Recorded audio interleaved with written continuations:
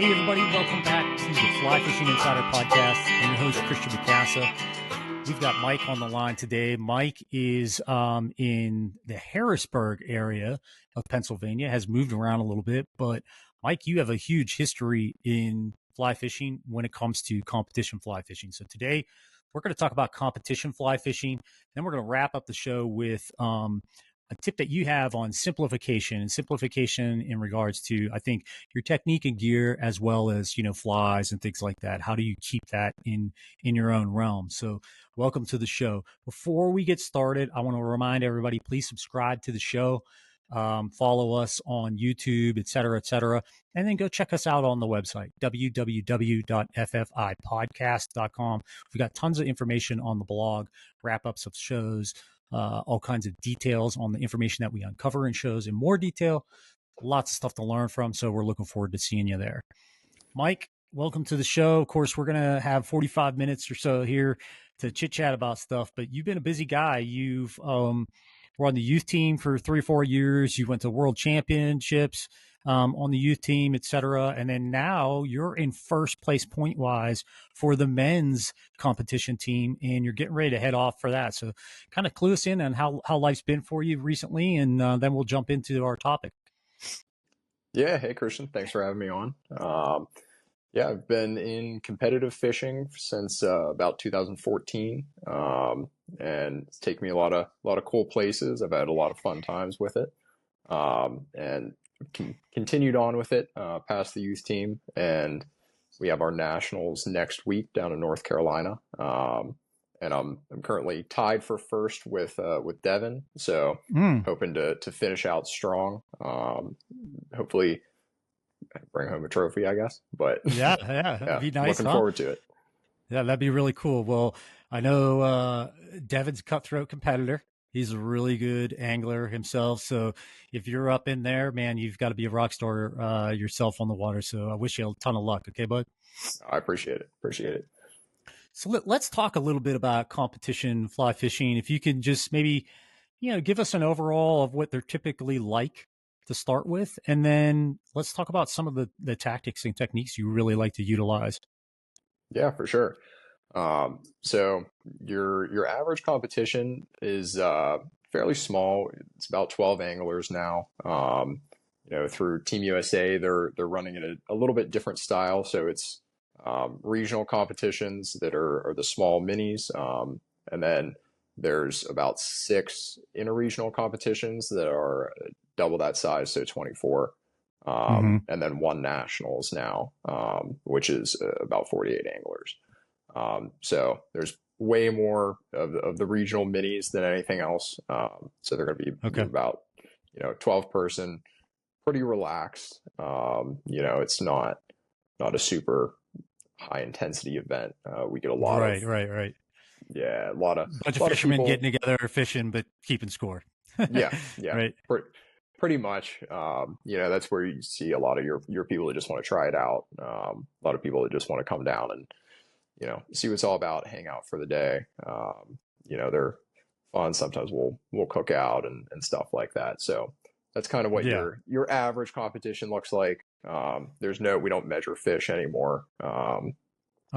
Just to keep it a little bit more fun. You don't have to run to the bank anymore. And I was just gonna say, no more running the bank. Hey, maybe I got to start trying that myself. Without the running, I might be able to hang in there a little bit at least. Yeah. Definitely. Definitely really relaxed. And then the interregional level is still fairly relaxed. It's a bit more intense. It's invite only based on your performance in the mini competitions. So your average skill level is a little bit higher. And those are all over the country, not just, in your general area. And then after that, the nationals is also invite only from the performance in the interregionals. And that's your biggest and definitely the most intense competition we have here in the US right now. Yeah. So, and are there measurement in those categories or? Yeah. So the interregionals and the nationals, both have measurements, and that's Okay. just to avoid any ties once you get up there. Right, right. So that's part of your scoring system. Can you describe the scoring system a little bit for us? Yeah. I'm not exactly sure what it is now, but a good example is it's somewhere around 500 points per fish you catch. As soon as it's handed to the controller, it's 500 points, and then an additional 20 points per centimeter long it is. Okay. So puts an emphasis on the numbers of fish you catch, but also takes into account the size of those fish. Size. Okay. Yeah, All right. yeah, Very it's cool. kind of like some bonus points. And then are there fly rules as well? Two flies, three flies? Is it state oriented or how's that governed? It is oriented, river oriented. There's some places you're only allowed one fly, so Mm-hmm. obviously we follow those rules. But normally it's I think three fly limit. I rarely, if ever, go above two. Yeah. So I don't actually know, but usually you see most competitors nowadays fishing one fly. Yeah. What talk about that a little bit. Why is that happening, do you think? Um, yeah, so for me, I actually kind of came across it by accident. I fished a world championships in Slovenia, where only one fly was allowed. And I realized you have a lot more control over your cast, the accuracy of that, and a lot more control over where that fly is in the water column. You can, hold it up if you need to. You can let it get all the way down. Um, and then on top of that, much less of a chance for tangles. And Mm-hmm. when you do get tangled, much more of a chance to get that out, especially when you're casting up and around trees, trying to get it tight to cover. I can get one fly out of a bush probably 80% of the time. Mm-hmm. With two flies, that's probably only about 30% of the time I get it back. So interesting. Yeah. So you're Yeah. maximizing really your time so that you can get more casts, I would assume is like the major premise in that area. Yeah, pretty much. And then especially with re-rigging and stuff like that, you're much faster there too. So Mm-hmm. really, it's a maximizing time thing. I personally think it's more enjoyable to fish. A You single fly.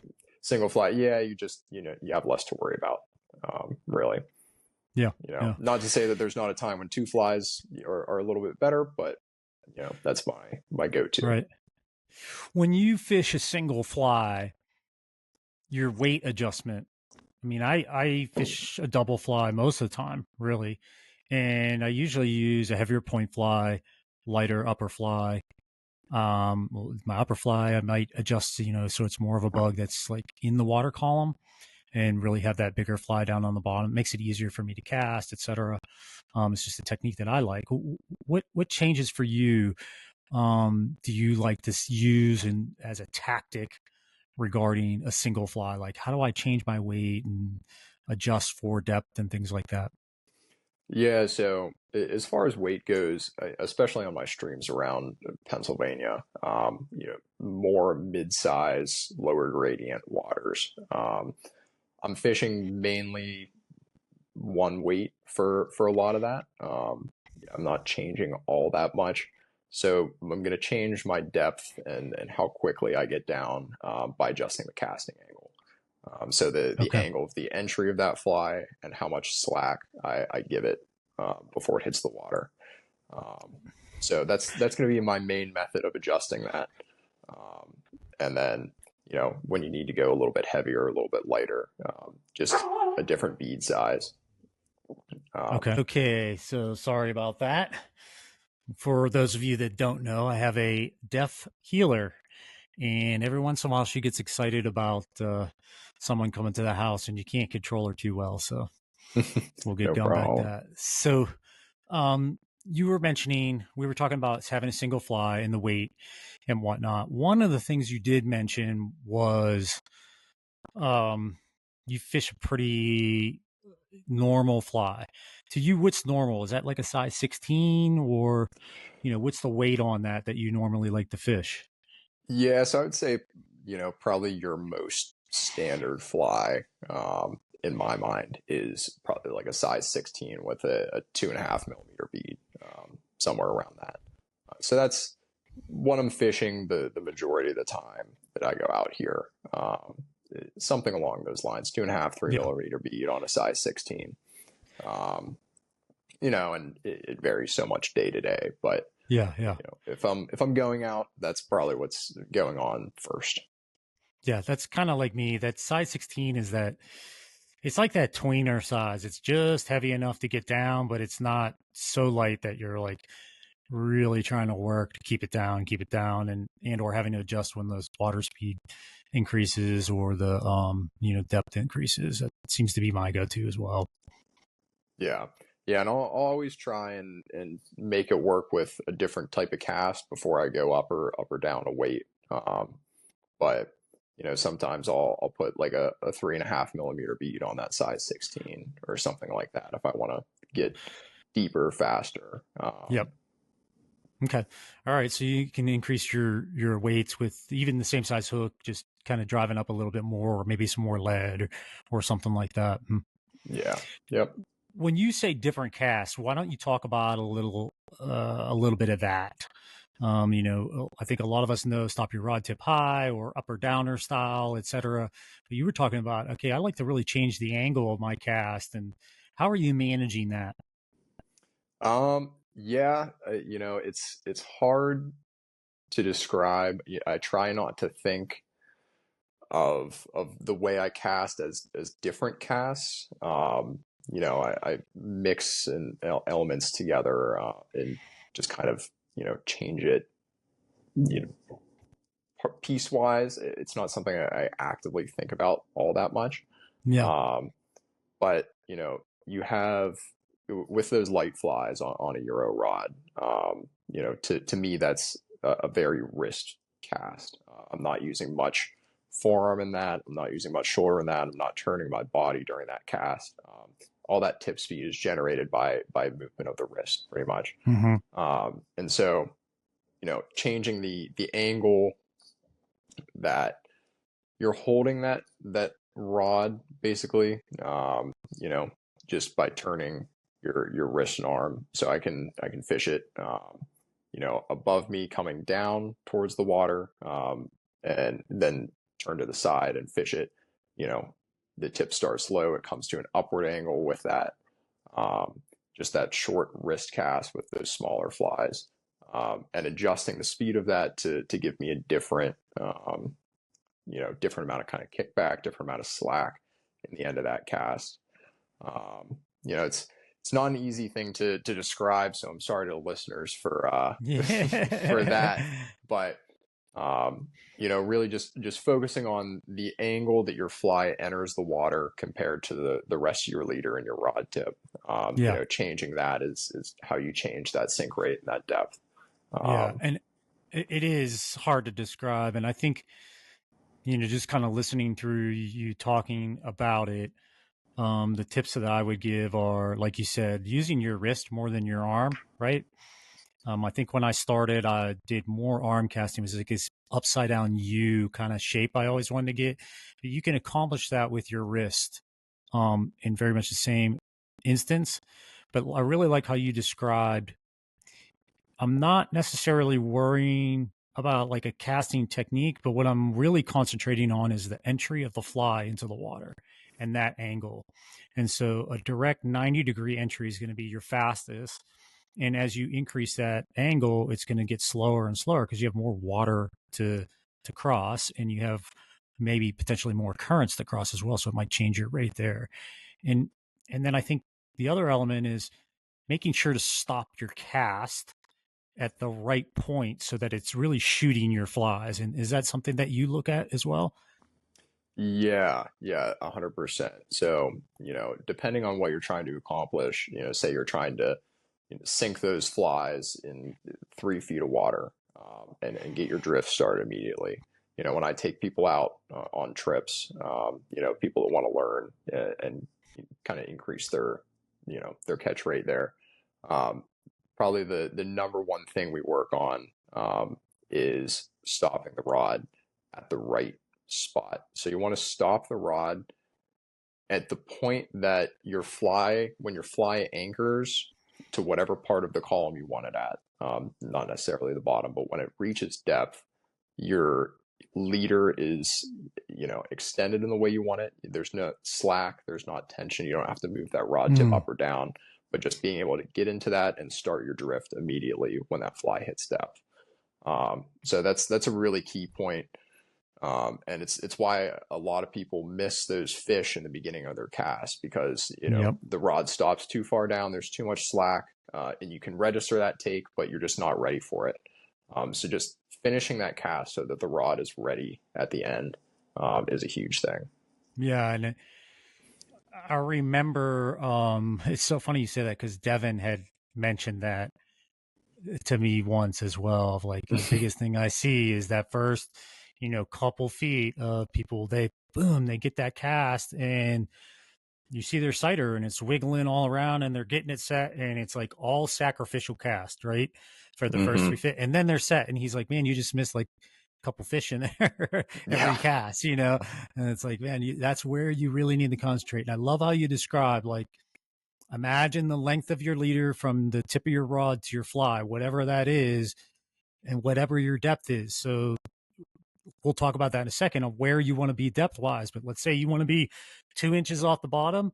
That's the length. That 2 inches to the tip of your rod of the length of your leader has to be exact. So as soon as you hit the water and that thing shoots down, man, you're ready to rip down through the current. Yeah, definitely.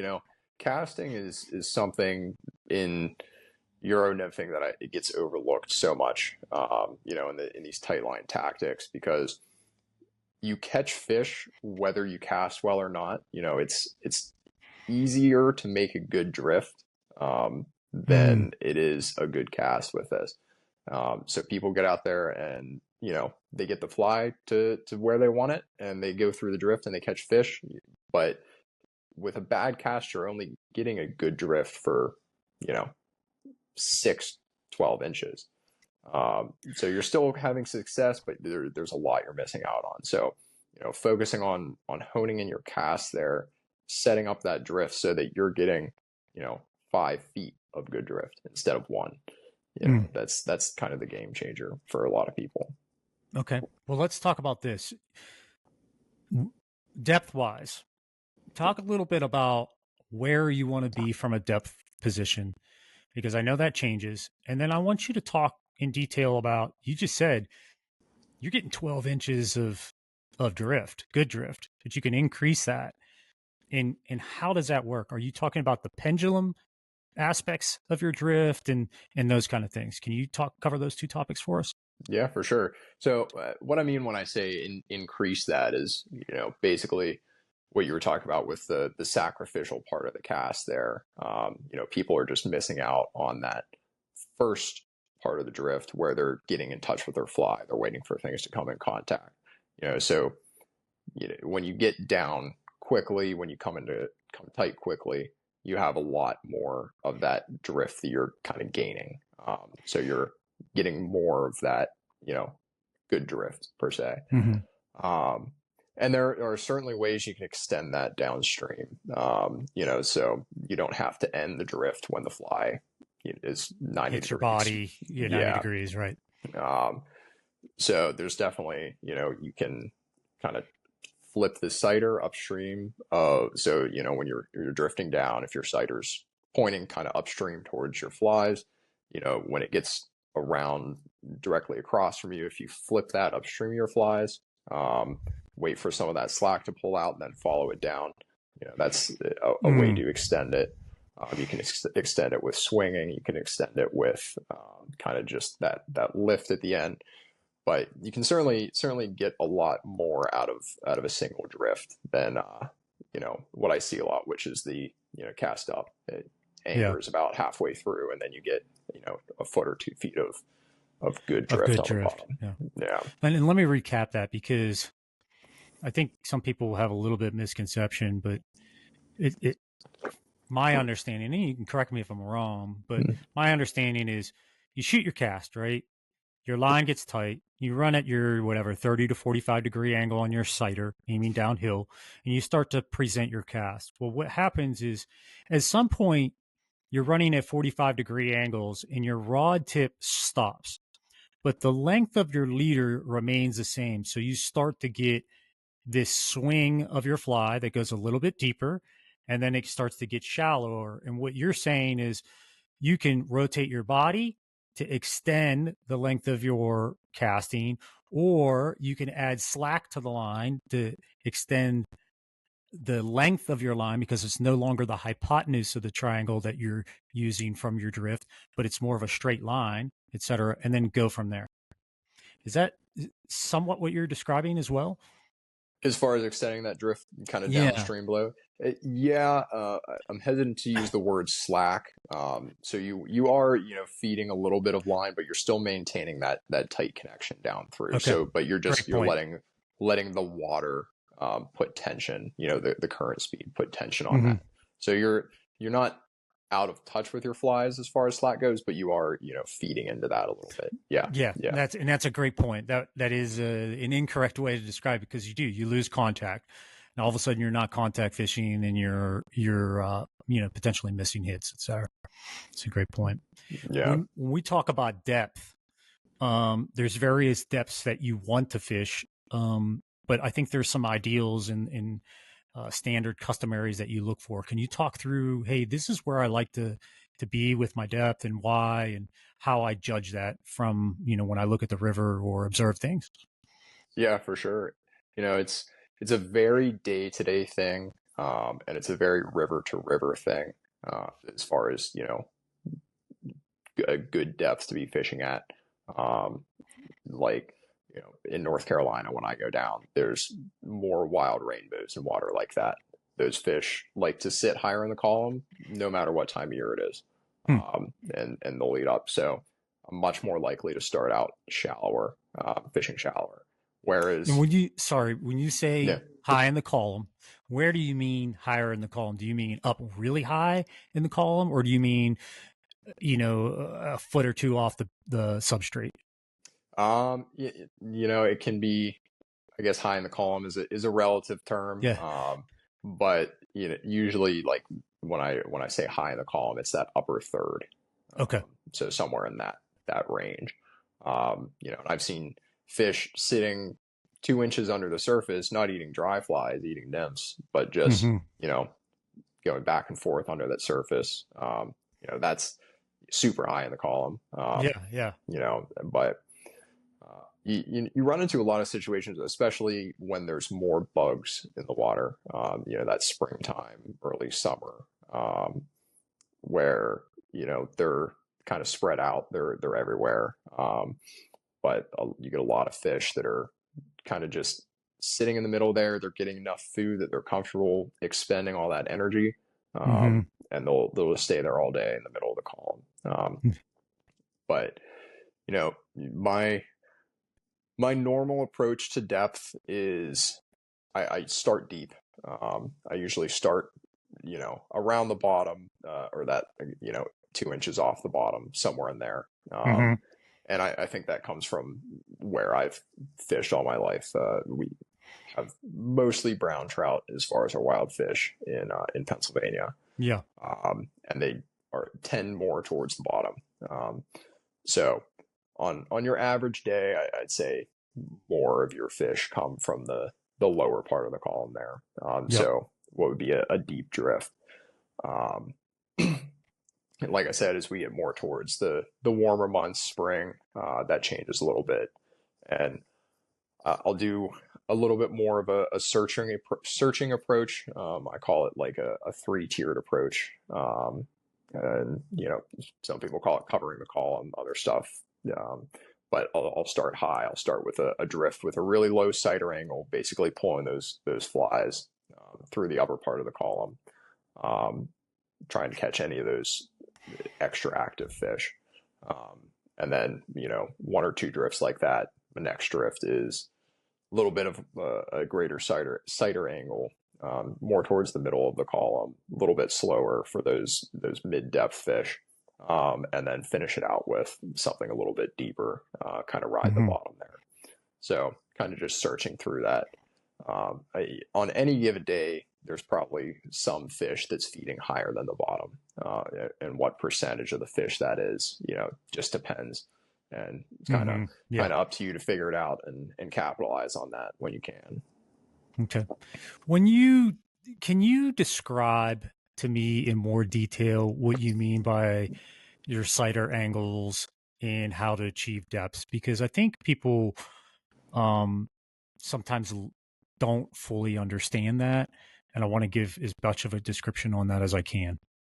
Yeah, yeah. So, like we talked about earlier, how you sink the fly to depth depends, on your cast. How much slack is in there, how much time you give it to get to where you want it to go. Uh, but your drift depth is determined more by your sighter angle and the speed that you lead it at. So uh, the sighter angle, as I'm referring to it, would be the angle between the surface of the water and your sighter, on the acute side of that. So a shallow angle, um, you would see somewhere around like a 20 to 30 degree angle between the sighter and the water during the lead there. And that's going to be a pretty shallow drift. To maintain that angle, you have to lead it faster. The fly has to be closer to the surface.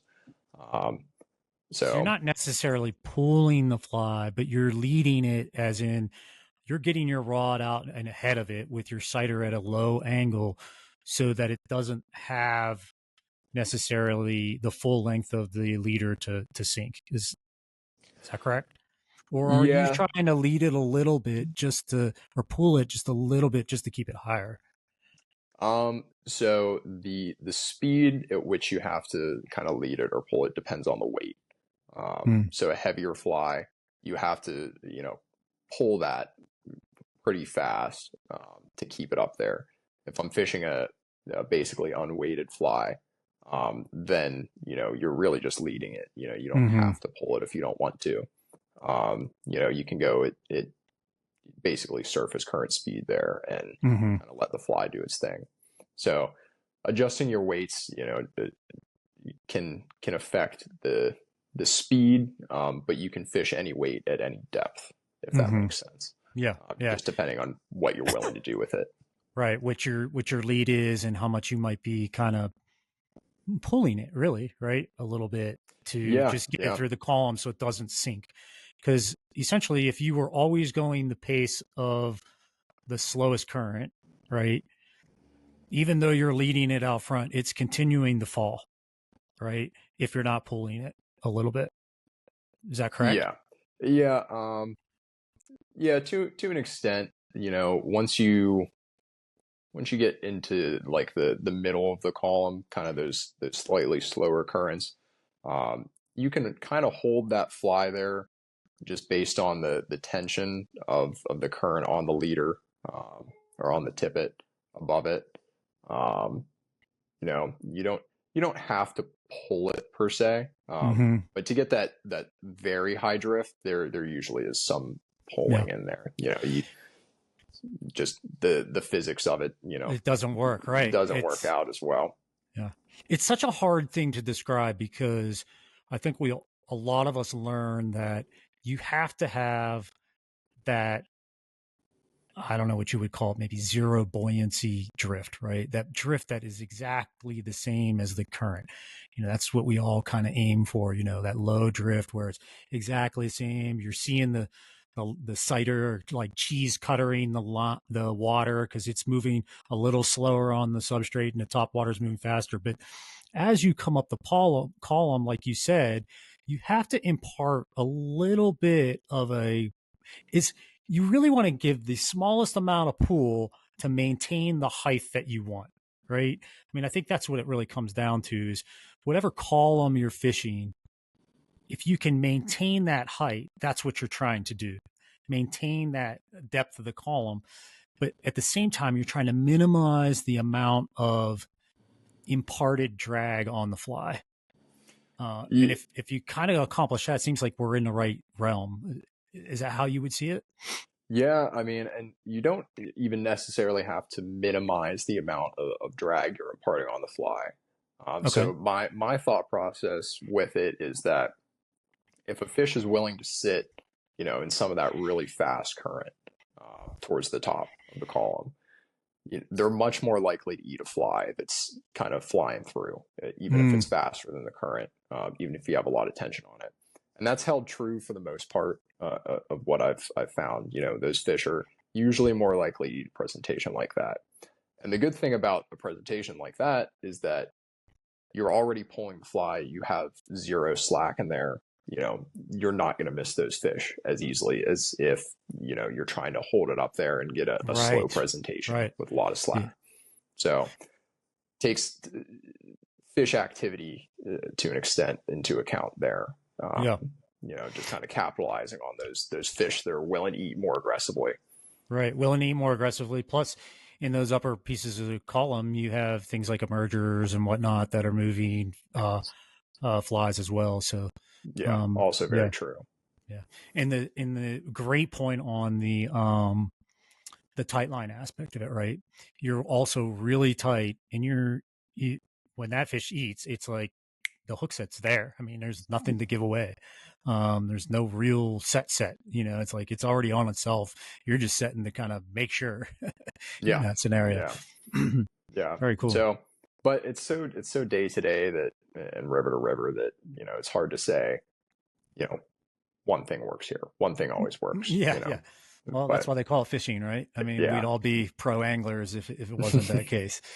Let me ask you this: when you get a beat assigned to you, do you typically walk the river a day ahead of time or ahead of time? And what are you observing? What are you trying to look for in those scenarios to really set you up for when you get called onto your beat to fish it? yeah. So I mean, it depends on how much time I have before. Usually I'm not showing up in advance enough to walk all the beats, and see which ones I might have, because we don't learn what beats we're fishing until the night before, Okay. so you don't have time to go look at them. But I will always walk my beat before my session starts. That's to me that's more important than rigging up rods. That's more important than pulling the flies out that I want to fish. Anything like that. Because if Mm-hmm. you don't know what's above you, you don't know how fast you have to fish. You don't know if you're starting in the right place. Um, so that's a very important aspect to it. Um, so, the times that I have not walked beats, it has usually ended up hurting me in some way. Yeah. Um, Right. just because if you don't know the water, you don't know what's up there. There could be a hole with Yeah. 80 A ton of rising fish in it. fish, Yeah. and you never get to it. So that's a huge, huge thing for me. I don't know how you could effectively fish a beat without walking it. Okay. Just seeing what you have. But When you say seeing what you have, what are you looking for? it depends. The hope is that I have an idea of what water the fish are sitting in, what they're feeding in at that time on that river. And I know what I want to look for. Um, but, you know, you're without that, you're just looking for the classic, um, Right. you A little know, bit of structure, a deeper hole, a shelf, a drop off, something like that, I yeah, would assume. yeah, pretty much, just the places you'd go, oh yeah, there's Yeah, fish there's there, fish in there. That looks fishy. Right, yeah. right. Okay. So, that's what I want to see. And the more of that stuff I have, usually the happier I am. But Hmm. Yeah. Yeah, pretty cool. How long are your beats typically in uh, length? yeah, it changes competition to competition. Normally somewhere around 200 yards. I'd say Hmm. that's 150 to 200 is about average. That's a good amount of water to cover in about 2 hours, which is our normal session length. Um, the longest I had one that was almost a half mile. Oh, wow. And the shortest I had was like 75 yards. So there's some variance in there. Okay. Yeah, yeah, quite a bit, quite a bit. Are there some other styles that you've utilized in the past where you're like, man, I'm not picking fish up. I'm having trouble. I'm going to try, whatever it is, whether it's jigging or streamers or whatever it might be.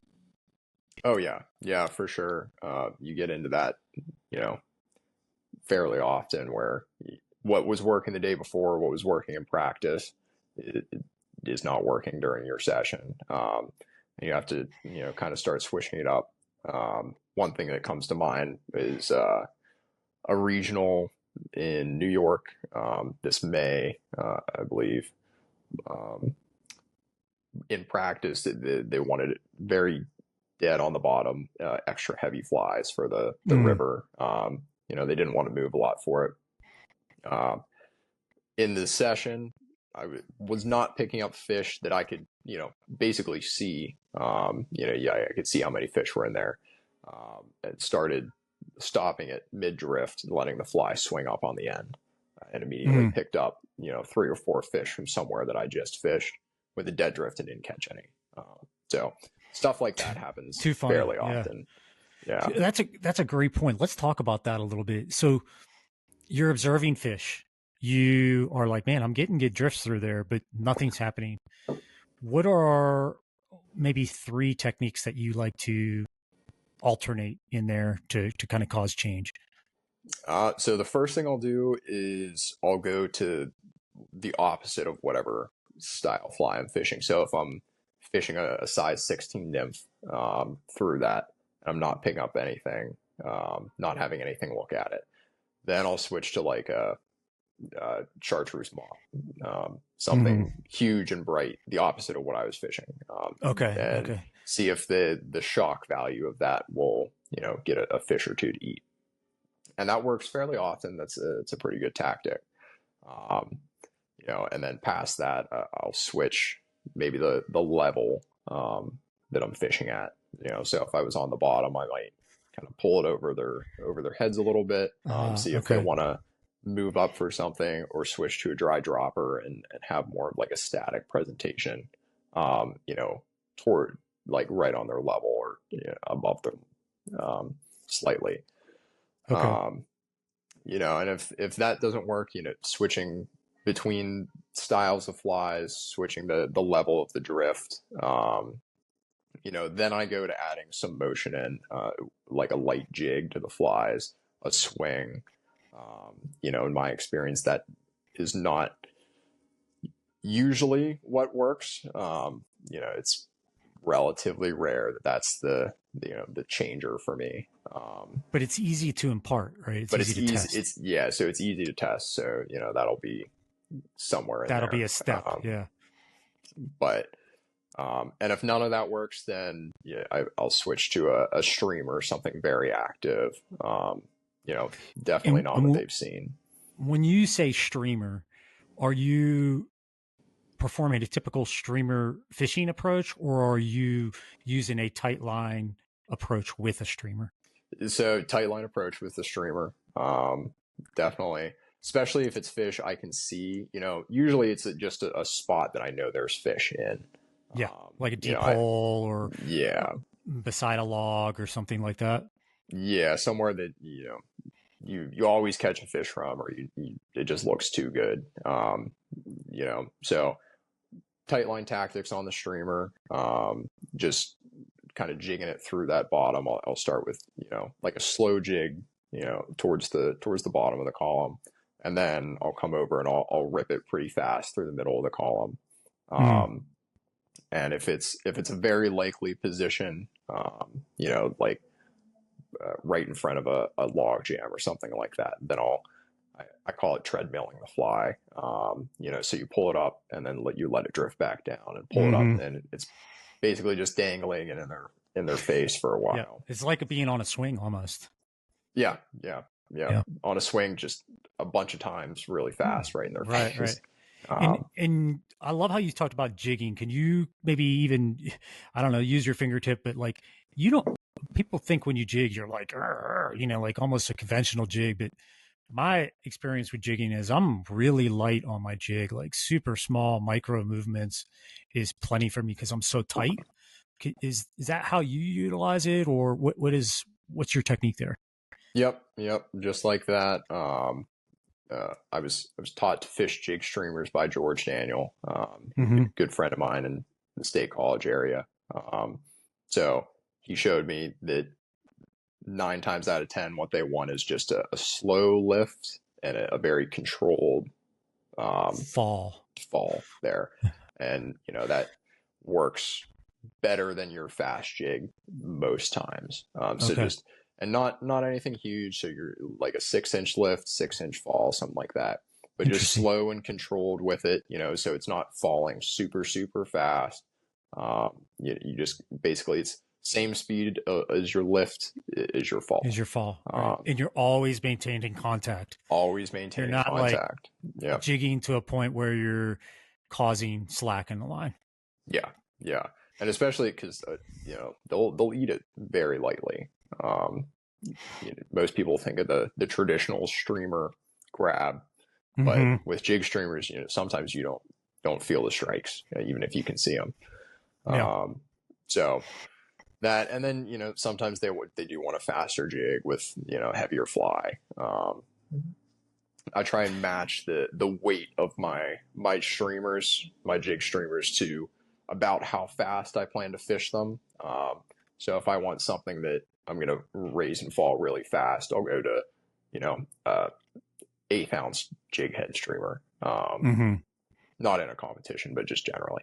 Um, Yeah. Get down so fast, right? I mean, yeah, get down fast. But what that does is it maintains contact better on that hmm, fast jig, so you're less out of contact on that fall if you're trying to let it fall fast.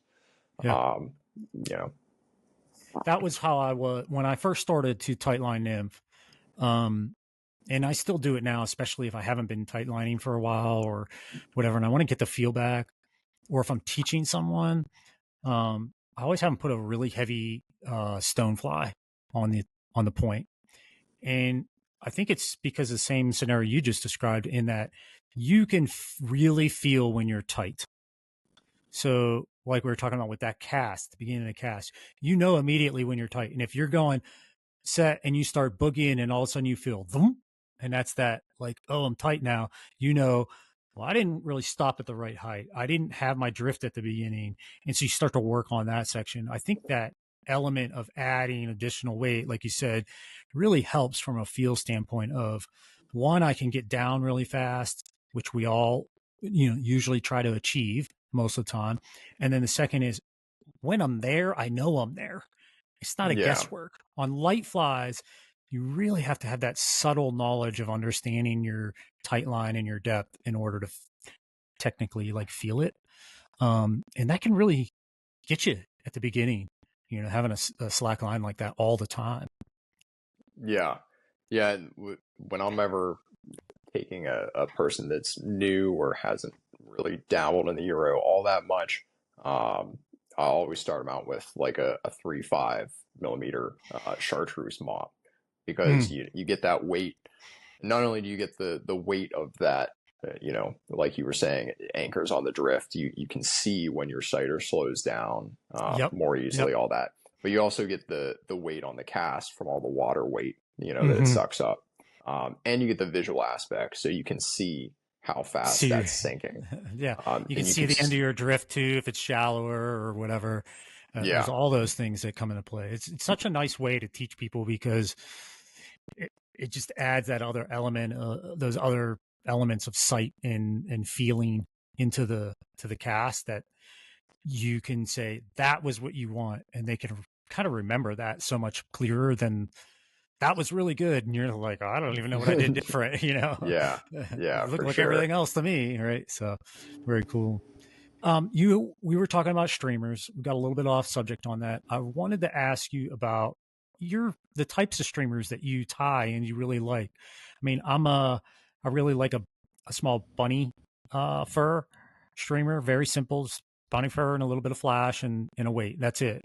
I do some where I tie on a little piece of spun dubbing that looks like a tail, but curious what you use in your sizes.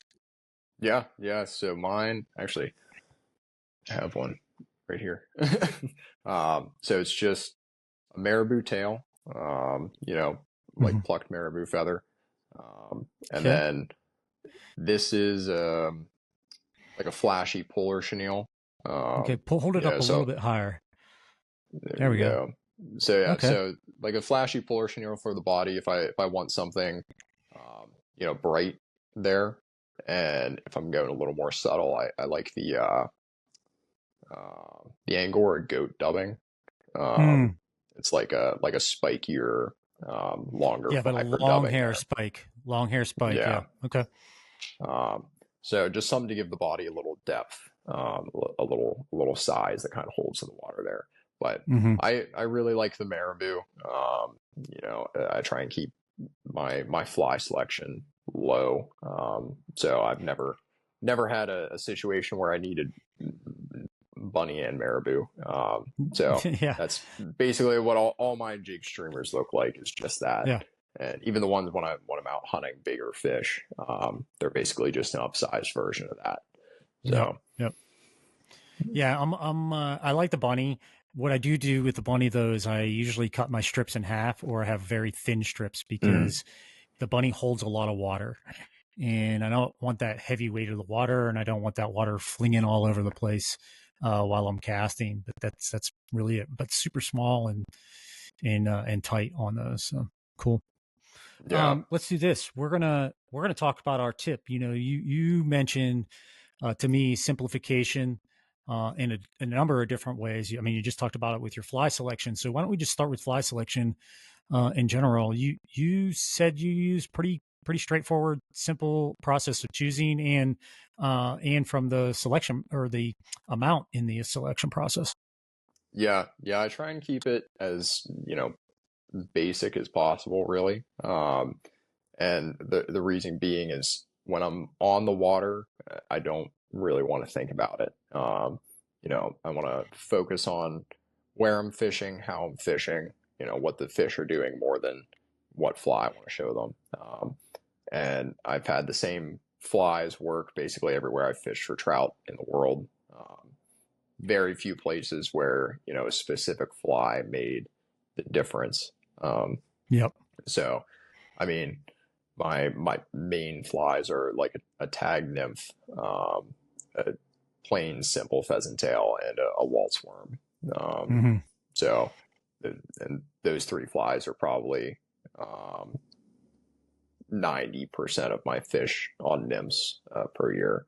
And then I like some junk like the chartreuse mop, like an egg fly in the winter, um, a worm when it's a little dirtier, and then basically black and olive streamers, Mm-hmm. those marabou jig streamers, and that's basically all the flies I carry, legitimately.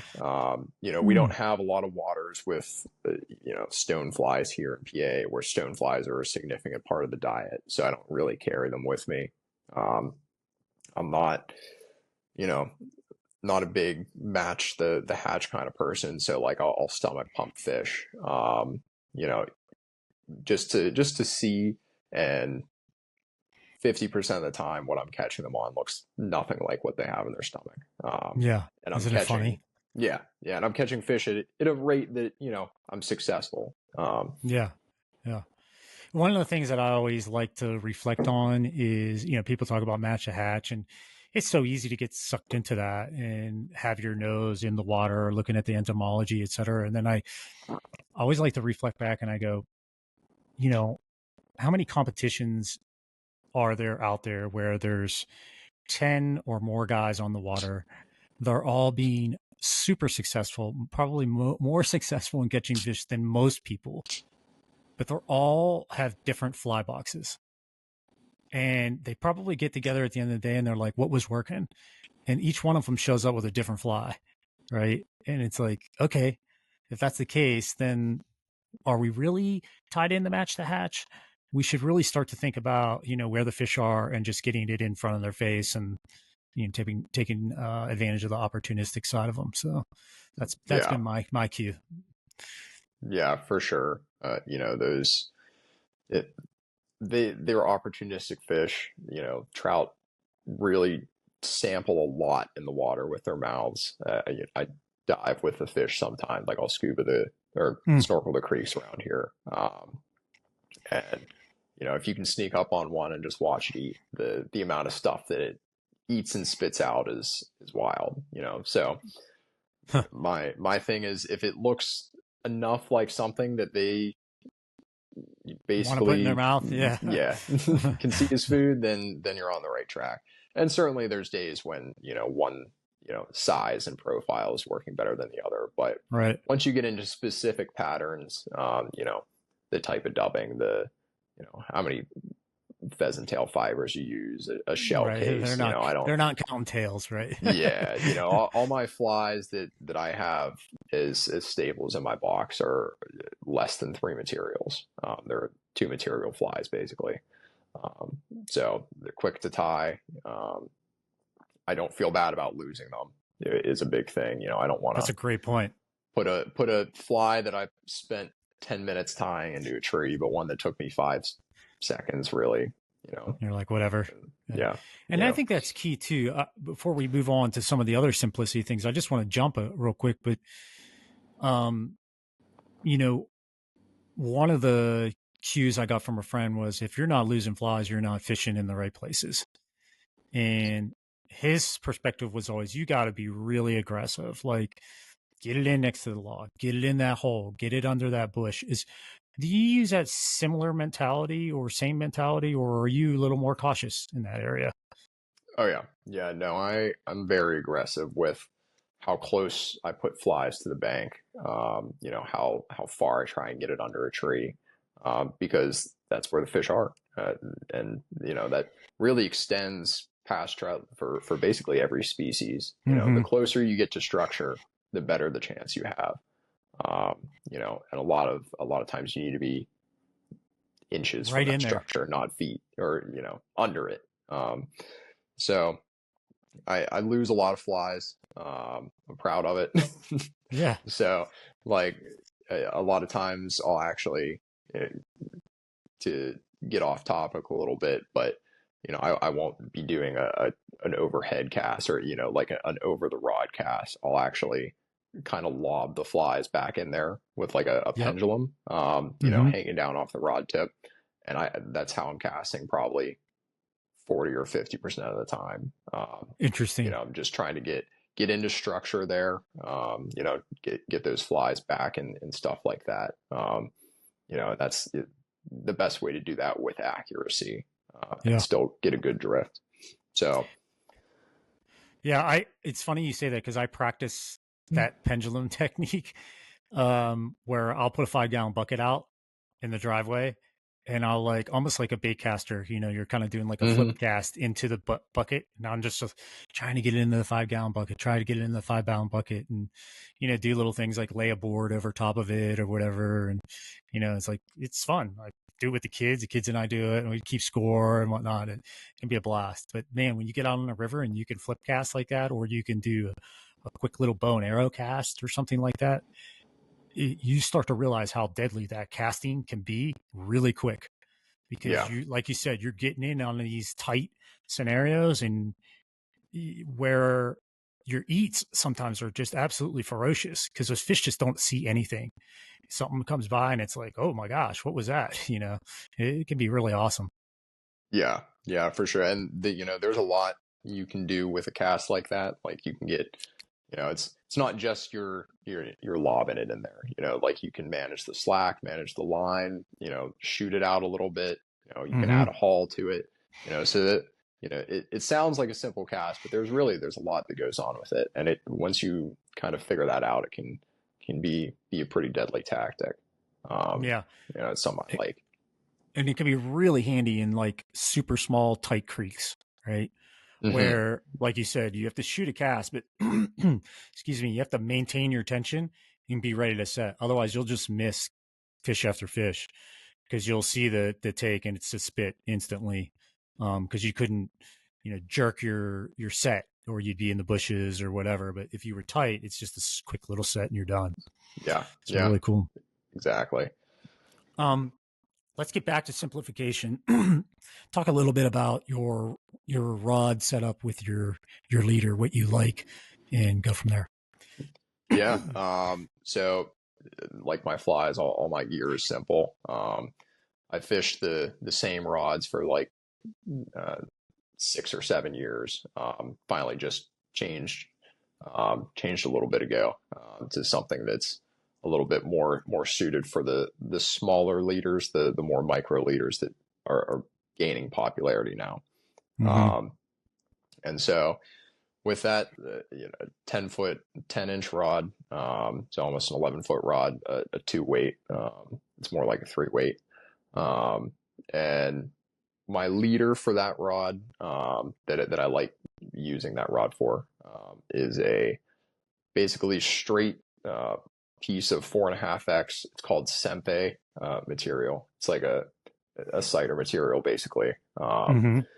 With it's a bit stronger than your average cider, and that all the way to the tippet. Basically, there's no change. The only thing is I put it's called hard paint. It's like a colorant wax type thing to make it a little marker. Yeah, it's a Sakura hard paint is the brand. It's like a marker form.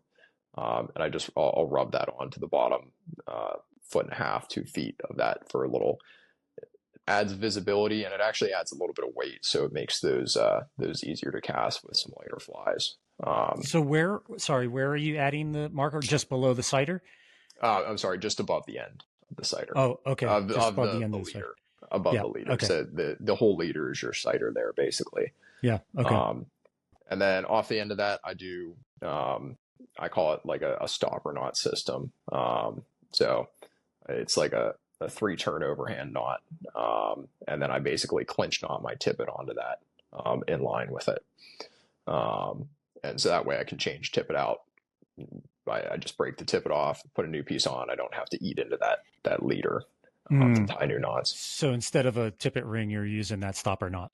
Yep. And it saves you a little bit of weight there. It saves you from having to tie one of those tiny rings on. If you don't have one, then you don't have to worry about it. Exactly. Right. What you're just using like a 3-turn overhand, you said? Yeah. So the stopper is a 3-turn overhand. And then you're tying a clinch knot basically in line with it. So you're wrapping it around your leader there. So it's hard to describe. I do have a how-to step-by-step on my website. But it's pretty easy. I mean, let's just do this. I got some line. I think I got a pair of nippers here, but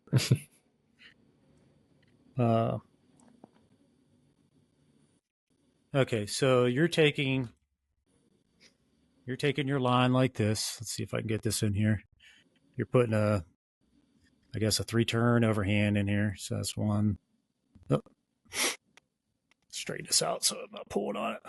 But you're putting a simple 3-turn overhand. 1, 2, 3 turns. Okay. Pulling that tight. You're probably nipping this end off, right? The tag. Yeah, actually, I leave a short little tag to give me a little bit more visibility at the end. Okay, makes sense. All right, so you got a tag like that. Now you take a bunch of line here. Let's see if I can pull another piece. And I used this from your friend George Daniel, was one of his tips. I create a bite on a loop like that. Okay, stick my fingers in 1, 2, 3, 4, 5. I pull my tag through, and this stuff's slick. So give me a chance here. There we go. And that tag started my clinch knot. See here, so you can see with that loop, there's my clinch knot. Now I can grab my line with my knot in it, which is the end of your cider, and I could feed it through that loop like that, and then draw that. Oh, I missed it. My blind eyes. Let's see here if I can get it. There we go.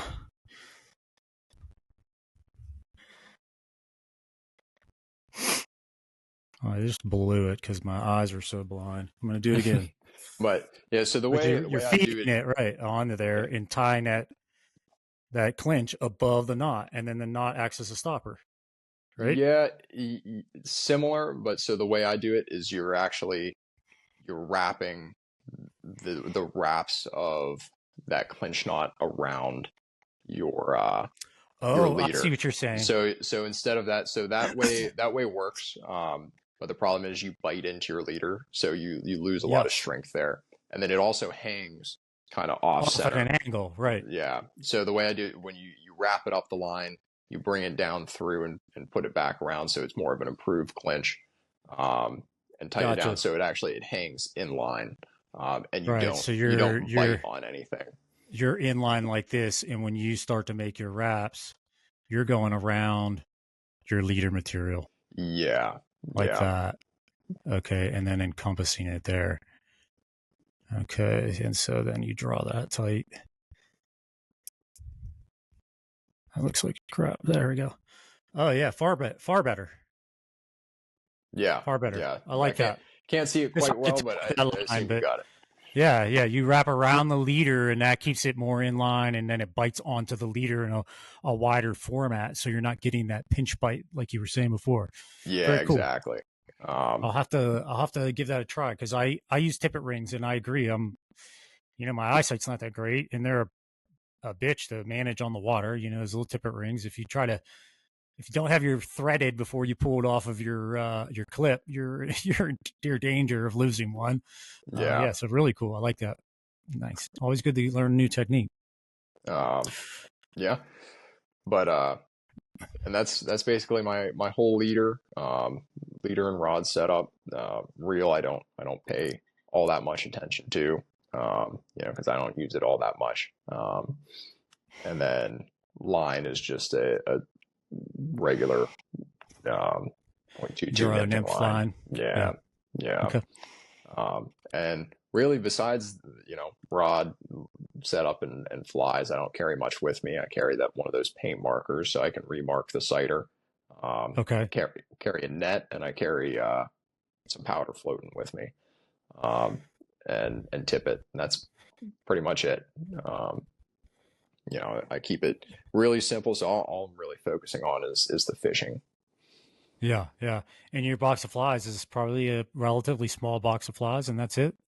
Yeah, I have just one of those 2 pagers, or 4 pagers, I guess, the Yeah. big black ones for all my nymphs. And each page is just this, it's the exact same flies in different weights. So I have, 4 to 2.5. I have another box for 2.0s. And then I carry a double-sided box of dries, um, and a box of streamers and junk flies, like just one of those little day pack tacky boxes. Yeah. Yeah. Um, so very light on flies, I carry a good amount, but they're mostly the same thing. It's mostly just copies. Yep. Um, total number of patterns I carry is around 10, I guess, Yeah. everything Okay. included. So super simple. Very cool. I Yeah. like it. Less decision making. And then do you have like a confidence fly box that you pull flies out and kind of keep outside of your bag or whatever, really easy, accessible, or do you not bother with that at all because you're so simple? Yeah, I don't, mainly because all the flies I fish are my confidence flies. I feel pretty comfortable that I can pull any one out on any given day and catch, some number of fish on it. Um, and it's so easy to get to and find what I want. I don't like pulling them out and putting them in a different box for it. Because then I would have to carry a whole other box, Yeah, yeah, yeah, basically. exactly.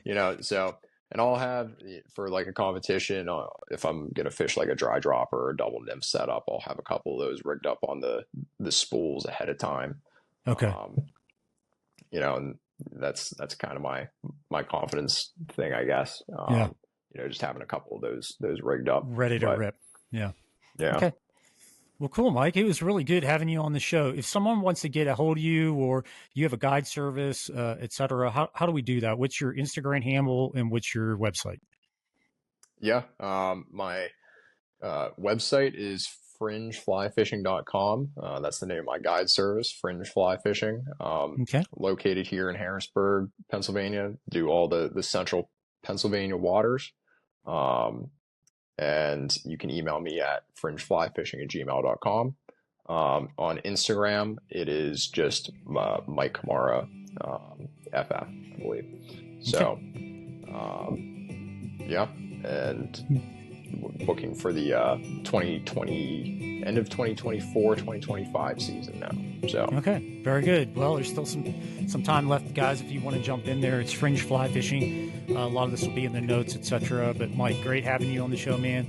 Learn a ton today. Really appreciate all the advice, and man, we wish you the world of luck of going out there and bringing home a trophy. You go hand one to Devin, and shake his hand. That would be so awesome.